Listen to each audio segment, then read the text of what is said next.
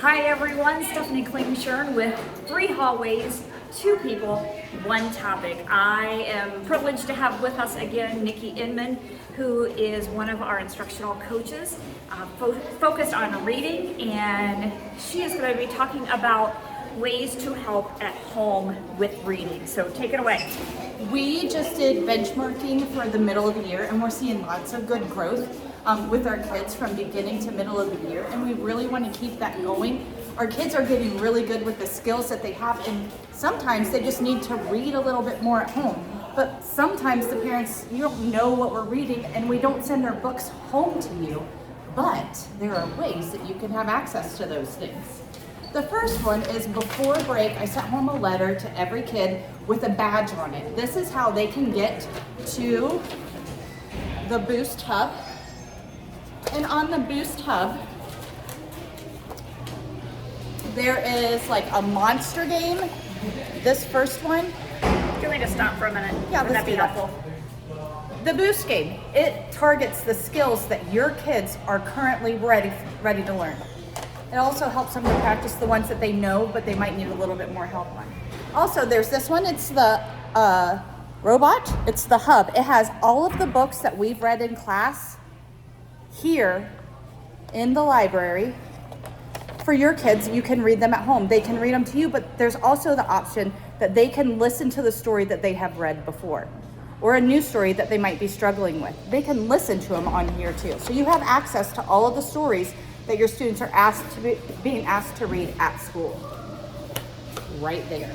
So you can do this on a phone, you can look at them on a tablet, or even on a laptop. Some people even go to the library. You can go there too and look at those things. Speaking of the library, really quick, they have, you're going to be receiving a January and a February calendar for the Sydney Library.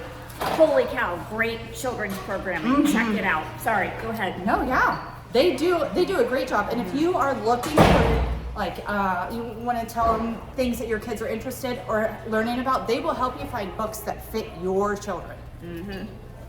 Also, we do send home some other things, and it's in our workbook, and you might not really know what they look like, or you might just think that they're workbook pages that your student has done, but in our workbooks, they have all of these take-home pages.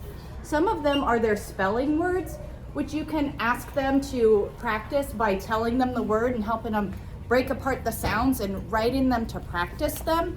That's a good way to have them do it without asking them to memorize, because sometimes asking kids to memorize those words, it's just too hard and it's frustrating. Another thing that comes home is most of the stories that we read, again, there's a take-home page. It looks like this. First grade and kindergarten, your pages are a little bit more simplified, but this is a second grade page. Those are stories that you can read and reread. You read it to them, they read it to you. You take turns reading. There are all kinds of ways to practice those. But also at the very end of all of our units, we have extra pages. They have these extra pages here so that way teachers can practice some of these things in class, but there are way too many pages for us to get to at the end of a unit. It's just the practice ones to help us make up what we might need extra practice in. So these, when your student brings home the workbook, there are still pages in here that you can practice with your child.